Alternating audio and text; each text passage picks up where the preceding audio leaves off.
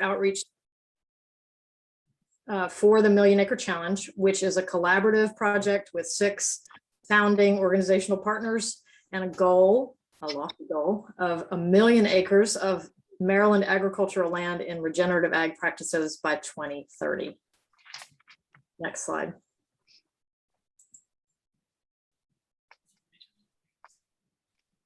So as a way of kind of gauging who's with us today, we did have a bunch of folks registered, and typically not everybody can come, but it helps us to kind of know who's in the room. So if you can take a few seconds to be filling this out, if you're on the phone and not seeing the poll, what we're asking is which role best describes your reasons for attending today. So are you a farmer, a farm service provider, a researcher, an ag retailer? Are you interested in becoming a farmer, or other? The illustrious other. So we're going to move along with our slides, but we'll have people filling out the poll while I'm continuing to chat a little bit. So some of the work of the Million Acre Challenge can be sort of seen here on this slide, including our soil health benchmark study, networking opportunities like this one, and our soil health hubs, both of which will get mentioned as we go along. But the main thing I want to impart today is that we are a farmer-focused initiative. We really see farmers as the experts, and we recognize that many of you are already working to steward the land, and we really want to find ways to help you do that. Next slide. So a couple of quick announcements, kind of a PSA. We love cameras being on when possible. We know some of you might have still shown up in your jammies, and so that's okay. But if you feel comfortable turning on your camera, it just recreates kind of that in-person experience that we might otherwise have. If you missed the very beginning and you're just signing on, we still have a poll up and running asking kind of why you're here today, what hat you're wearing. And there's a second question as well, which relates to which practices you're interested in learning more about. And those include grazing cover crops and rotational grazing, multi-species grazing, farmer networking, and a host of others. Hopefully most of you can see that poll and fill that in. We're going to wrap that poll up in just another moment or two. So a couple things to note. In terms of farmer networking, we do have soil health hub meetings. These are ongoing. They happen every Thursday, every first Thursday of the month right now from 7 to 9 a.m. We are thinking about changing that model a little bit so that we can meet according to production systems, but just keep your eyes peeled, ears open for more information about those. They are pretty lively. Again, very much like this, farmer to farmer, live questions, get things worked out that relate to your farm. Our soil health to go lunch and learns like this one are every second Wednesday from 12 to 12:30, and those continue along. And then social media, we really encourage you to go ahead and follow us on any of these 4 channels. Emily gets the award for having the most shares of a post, I think. So that really worked well. And this is a great way for you guys to connect with us and connect with others who are interested in the Million Acre Challenge. Our website is listed here on this slide, where you'll find a tab for events, where you can subscribe to our monthly newsletter, and lots of other soil health related resources. Okay, so let's end the poll.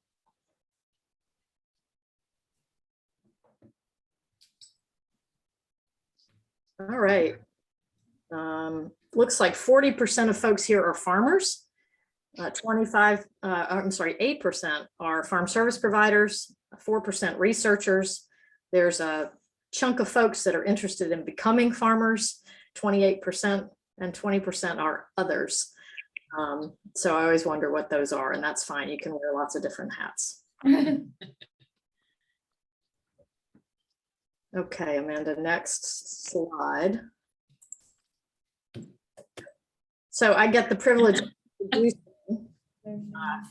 Emily and her daughter, Lydia. I'm still seeing the poll thing in my view. Is anybody else No? Okay, I'll just click off that, making sure I'm not clicking something unnecessarily. So this is kind of the resume slide. A lot of this stuff is going to come up in the things that Lydia and Emily say today, but just so that you can see it in one place.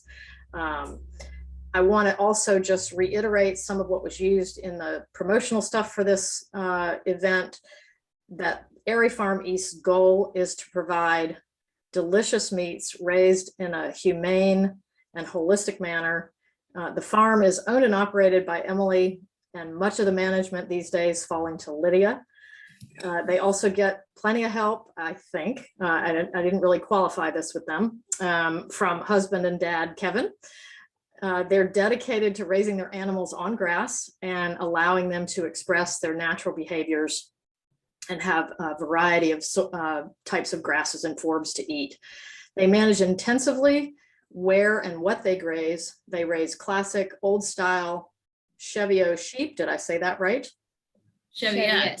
Thank you. Cheviot sheep, miniature zebu cattle, guinea hog heritage pigs, and a few Saanen dairy goats. Yes. In addition to managing their farm, Emily and Kevin also run full-time sheep shearing businesses together, and they work the Mid-Atlantic, the Midwest, and around the world. Aerie Farm East is 30 acres, and it also includes leased land, which poses its own management challenges. We are delighted to have you here. Next slide, and then I will be really turning things over to you. So I want you all, after today's program, to just dial into YouTube, the Million Acre Challenge channel, and look for Aerie Farm East, because there you'll find a quick little 30-second video that Emily worked on with Lisa Garfield, who manages our soil health benchmark study, last fall. And that was a contest. So there was a video entry contest, and all the folks who submitted videos were put into a hat, and Emily, you're our winner. So you are you are going to get $50, a $50 prize for winning the video entry contest, and folks can go to our YouTube channel to see that. Next slide. All right, so this slide doesn't stay up for long. This is just a placeholder for kind of some of the stuff we're going to be going over today. And as we get into conversation, we're going to flip down to beautiful slides from the farm while Lydia and Emily are having conversation with us. So we'll get started by asking the two of you to tell us a little bit about your farm, the acreage, the animals, how long you've been there, just kind of the backstory. Next slide, Amanda. There it is. So this is actually two of our properties. So the Red Barn property there is one of our leased properties, and it's actually our main property at the moment. Most of our acreage is tied up on that farm, and that's where the bulk of our breeding stock animals are. So all of the cows are on that property. All the breeding ewes are on that property. And that's where we have access to a barn. That is the only property we have actual infrastructure on. We do our winter lambing in that barn. And the other picture of the pink sunsets, that is a picture of my own personal property. There is just acreage there. There's a shed for wool storage, but there's no infrastructure there for animals. There's no water. There's no anything on that property. So we were talking about, you know, what is Aerie Farm East? I personally own a 30-acre parcel, but there's, you know, we're still slowly working up to actually having, you know, our own infrastructure, and getting electric and getting water has just been a very long, it's going to continue to be a very long journey, seeing that come to fruition. But the bulk of it is on this one leased parcel, and we've been accumulating other leased parcels, you know, as we go along, with the intention of not all our eggs are in one basket. You know, as of right now, I can't put all our animals on my own personal 30 acres. So I want to make sure the big worry with leased land is, you know, it's not a set in stone lease. No matter how well you write those things, there's always some insecurity there. So trying to continue to work with local folks and talking to them and trying to get additional acres put into grass or access to additional grass acres. So that we always have that sort of guarantee that we have enough grass acres to feed the animals that we have. But our main operation started about 4 years ago, is when the opportunity to lease that farm came up. And I knew it was now or never. You know, an opportunity to lease a farm like that doesn't come up very often. So we jumped on it. And so Aerie Farm East kind of came into fruition about 4 years ago. Obviously, our history with farming and such goes back much further than that. But our operation begun at that point, and we focused on sheep, and the addition of, you know, goats and cattle and all that other stuff kind of came about as we have these areas where we're not utilizing. We're paying for these acres, so I want to use all of them. And so you kind of get into a situation where you're like, well, there's nothing up in that corner. What can we put up there so that we can utilize every acre that we have? And so that's why we ended up with, you know, the pigs. And that's why we are, you know, expanding our goat operation. And the cattle came about as kind of an odd experiment. I found that I couldn't get the kind of, one of the things we talk about in the regenerative ag sector is, you know, getting proper trampling and utilization of grass. And if you really cramp them down, you can get a good trample with sheep, but I just found that they graze these little paths, and then you don't really get this nice leveling of a field with just sheep. I've struggled with that. And so we ended up doing a lot more clipping. So we started to incorporate the cattle into the grazing just so that we could get the grass pushed down. I mean, that was really the only reason I purchased those cows. And it works. It really works. It just helps level that field. They help with trample. I think to a certain extent, they help with guarding our sheep. Because the breed we picked, the mini Zeeboos, they are very aggressive mothers. They don't like anything in their field that doesn't belong in their field. So to a certain extent, they really watch the sheep, and we're keeping them in small enough paddocks that the sheep have to stay near the cows. So that's been sort of the trajectory of the farm. Lydia, do you want to talk about your input here in the last 4 years? Because you didn't really do anything before this year. No, I helped around, like I helped set up fence, but I never really did much with the sheep until this year. Like I did a lot, I stayed home all winter and spring, and I did all the lambing, pulling a lot of sheep.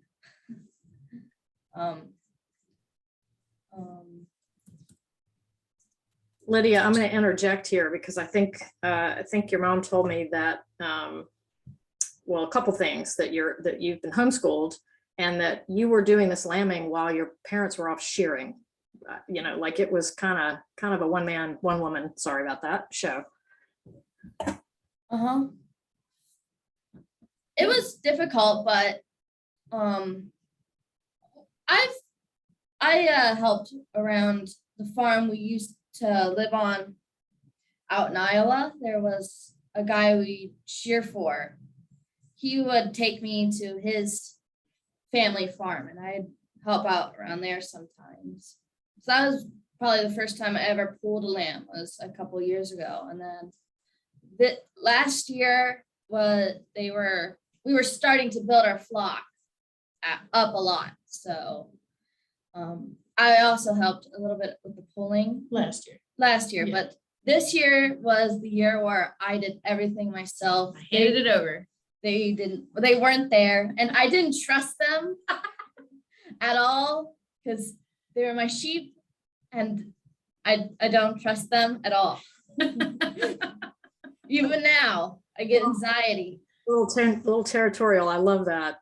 She knows those sheep, and she knows, you know, that's the thing about sheep. I mean, you have to observe little nuanced things. The person who's there, boots on the ground, watching them day after day is the one that can make the best decisions. And it's been Lydia most of the spring doing that, which causes me anxiety because I'm like, are they all eating? Are they all like moving around? You got to like check for these things. Sounds like you're finding a good balance, which is kind of an interesting segue to kind of talking about your soil health journey, which has a lot to do with finding the right balance. Maybe you can both weigh in on that. So my desire to be involved with the Million Acre Challenge and just doing, the soil health focused sort of aspect of all of this. My parents were graziers growing up. They were kind of on the cutting edge. My grandfather always grazed his dairy cattle. And so it was just a no-brainer for me that that was the focus that we were going to do. Like, actually, the farm we're leasing, he's one of these Christopher Columbus farmers. He used to just turn his sheep loose and then collect them back up in December. And that was just the way he did it. And he is still, to this day, confounded that we work as hard as we do moving them around. It doesn't make any sense to him. He's like, just turn them loose, they'll be fine. And I'm like, no. I mean, you can see the difference. I mean, this photo that you pulled up is a perfect one. That the right side, we had just grazed 48 hours. They're on this new side, and you can tell that the leaves are all gone. So this is in the fall, early winter. Most of the grass is kind of gone dormant.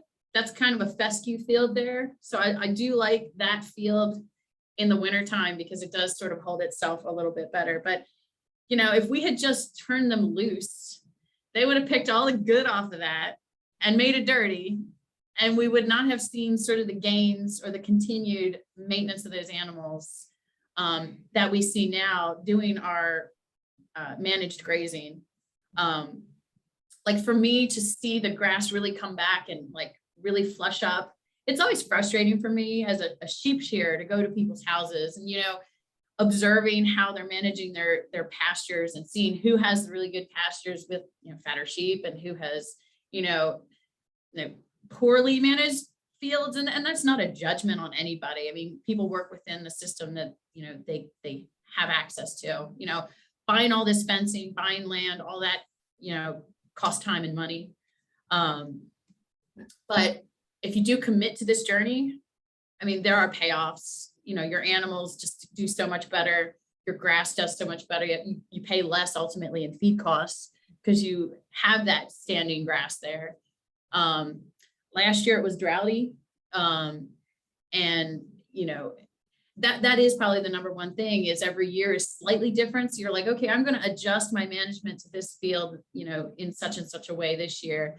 And the weather's completely different. So then it responds differently. But it's just this fascinating puzzle to kind of see how all these little pieces start to come together. And it feels so good inside. Like, that's one of the things when people ask me why I do this. Like, when you're walking out there with those sheep and you see it like this, it just feels right. There's something in our DNA that demands that we graze animals. I don't know what it is, but. You also mentioned that you use nothing but netting, right? You don't have any permanent fences, or the fences that are permanent are maybe not really in great shape on your lease. Yes. So you can see the electronet in a lot of our photos. My personal property has no boundary fence. There's 2 other properties that we're leasing that have no boundary fence. This property that has most of the infrastructure, there is a very tenuative boundary fence that is broken in a lot of spots. And actually, when we were getting ready for this, I explained that the worst thing that we're dealing with right now is actually existing fences on that one property, because to run the netting, you can't get close enough to it because it's grown up in brush. So you can't get close enough to the fence to actually mow it or, keep the brush at bay. So then you end up having to like bushwhack through it to try to get your net fence up to it. But that's not a perfect system either. It would almost be easier to just have no fencing, and then you can kind of keep the brush somewhat maintained. Because I hate spraying. He's like, oh, just spray it. And I'm like, I won't spray it. Like, so we're just gonna do what we have to do. So in some spots we're propping it up. But we're now at the point, like even 3 years in on that property, some of these spots we propped up the first year are now just completely falling over. So we're spending a lot of time tearing old fences out. And then there comes the decision, do we do we put the investment in putting in a solid boundary fence? You know, you go to YouTube and you watch a lot of these grazers and they're like, first thing you do is put in boundary fence. And I'm like, who has that kind of money on a property you might lose? So we've invested a lot of our money in net fencing, and Lydia calls it the devil's lace because that's what it is. It's terrible stuff moving it around, but you know, we couldn't be doing what we're doing without it. And so we just make an investment in more net fences every year, and it keeps them in. So it's love/hate, but more love on my end. So how Hate on about you both, if this is possible, this may be a hard question, but how about each of you tell us what you feel is your biggest current soil health challenge? It may be some of what you've already talked about, and your biggest current soil health success. You want to go first? I don't really pay attention to the soil as much as she does. I really more pay attention to the animals to make sure that they're still moving and they're doing fine. So I don't really, I do what she says, move them where she says. But other than that, I make sure the animals are more, I pay attention. What area on the field is your least favorite area? Which part of Because the they farm? keep getting out. Oh, that area. Okay. I know which area we're talking about. So there's an area, if you see that picture, there's an area in the back corner that's real brushy because we can't get net fences into it. it's not that area. But it's right in front of it. It's right in front of it. It has a lot of what would you call that? Grass. That Oh, the stilt grass, Chinese stilt grass, or the Japanese stilt grass. it's covered in that type of grass. And if you leave them on there too long, they're out. The sheep and cows are gone. They go to our neighbor's property. Because it's right next to their hayfield. So So I get a lot of anxiety in that particular area. every time we fence them into that corner, they get out. And I'm usually not home and she has to run them back in. The grass is good. How about a from either one of you, a current, what you feel is a current soil health success?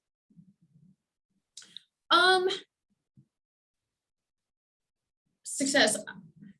So we've been doing some transitioning of crop fields into grass. I don't know if it's a success, but I feel like we're fine tuning the system so that as we acquire more crop fields, we can get them up and rolling quicker. When we initially bought my property, 10 acres of it was in crops. And we asked a lot of people what they thought the best thing to do was to just get grass established. And we found that a lot of that advice that the county gave us wasn't necessarily what I would do now. And the other issue is when you're dealing with crop acreages, a lot of times those guys are not happy to lose access to their crop acres. And so they won't tell you what they've sprayed. So that's been the number one problem, is a lot of these crop fields have longer residual sprays on them and they don't tell you that. So your first planting either doesn't come up or there's just a lot of issues with our first field that we planted. There was just a lot of bare dirt. I mean, there's no organic matter in the soil. So, you know, and that field does happen to be far away from all the other, the barns. And so that is the hardest field for us to get manure spread on it. So it's just this quandary of how do we get the organic matter where it needs to be? And everybody's telling me to make hay off of it. And I'm like, I don't want to make hay off of it because I'm exporting nutrients. We need to keep the nutrients in that soil. But I feel like we have a better sort of system worked out as we go forward, you know, putting in cover crops for, you know, at least 2 years, you know, then we can graze that, and then starting to incorporate, you know, seeding grass in. we kind of got the opportunity to plant grass, and the county was like, we'll give you money to plant grass in this one field. And we were like, okay, they're providing us the funds. And it's like, it was right away. And so we ended up planting grass on our latest lease agreement, and like 90% of it didn't come up. And so now it's like, oh, I should have trusted my gut. Like I should have just gone with the cover crops, because now we have very little grass. And we're probably gonna have to put the cover crops in anyway. So, I mean, I don't know if that's a success, but I feel like we're gaining ground on learning how to work around the crop areas.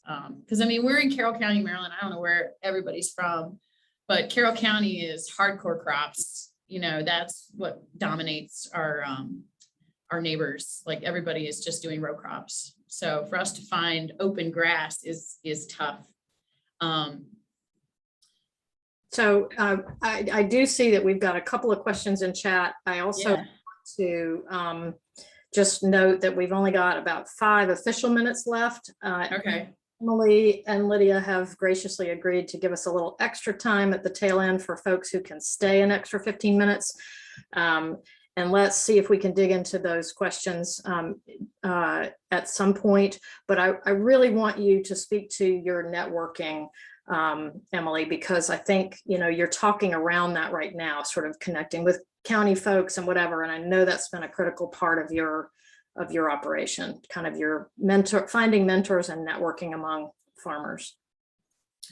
Yeah. So, and that has been our biggest thing. Then finding land to lease all comes down to relationships, you know, developing relationships with the neighbors, talking to people, when we're out shearing, you know, problem solving with people and just making those connections. Amanda has helped us, like when we're trying to get our nutrient management plans done, like every problem we had, we kind of felt sort of adrift for a short period of time. And then it's like, you know what, there's people out there that have those answers. You just gotta, don't be afraid to reach out. I am seeing questions in chat, and I'm just gonna, we are more than happy to answer these. If you want to message me off, if we don't get it to it, you know, right away. But like, I'm always happy to help answer questions. If you have something, it doesn't even have to necessarily have to do with the sheep, but you know, we have tried a lot on these farms, experimenting with different things, what has worked, what hasn't worked. I have friends that have tried some things, what has worked with it. You know, talk to people. Don't be afraid to reach out. The people that attend these kinds of, you know, classes, the people that go to grazing schools, you know, even your neighbors. I know a lot of people don't like, at least in Carroll County, there's this weird, like everybody's just trying to hide their operations from everybody else, which is fine. And everybody has the right to do that. But I'm so much more about sharing the knowledge. If I'm successful, they'll be successful. We can all be successful as a group. So don't be afraid to reach out and ask questions. Like you know that the journey we're on is regenerative based. We're grazing animals. We're fighting the leases. You know, there's just so many layers to this. So if anybody has questions and they want to reach out and ask me, I'm more than welcome them trying to communicate with us, because they'll put that information out here at the end. That's yeah, and I just put your email in chat as well. Yeah, absolutely. So folks can see that. So if I'm not mistaken, we are at our half-hour mark. So folks that just only have that kind of time and need to hop off, thank you so much for being here. Don't forget to like and follow us on social media and check out our website, news and events. And folks that are willing to stay an extra 15 minutes, we can just carry on. And maybe, Emily, you can tackle one or more of those questions that you're seeing in chat. Yeah. So the one is asking, what kind of cover crops do you suggest? We kind of follow the Ray Archuleta mindset of everything, like throw everything in. It is interesting to see from talking to other people and from what we've experienced, if you put a diverse cover crop mix into the ground, it just depends on the soil and the, you know, the environment when you plant it. Some stuff will come up.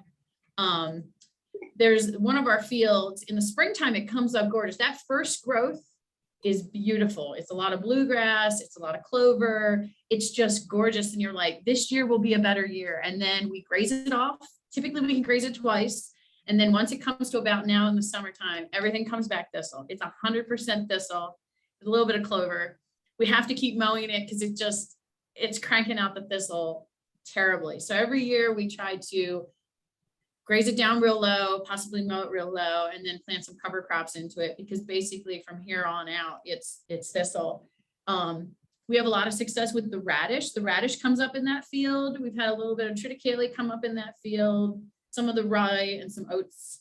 But it's interesting when we put that cover crop mix in the fall, we might only see the triticale and the radish in the fall, and then the next spring, suddenly we see all that other stuff pop up. So I like playing around with those types of things.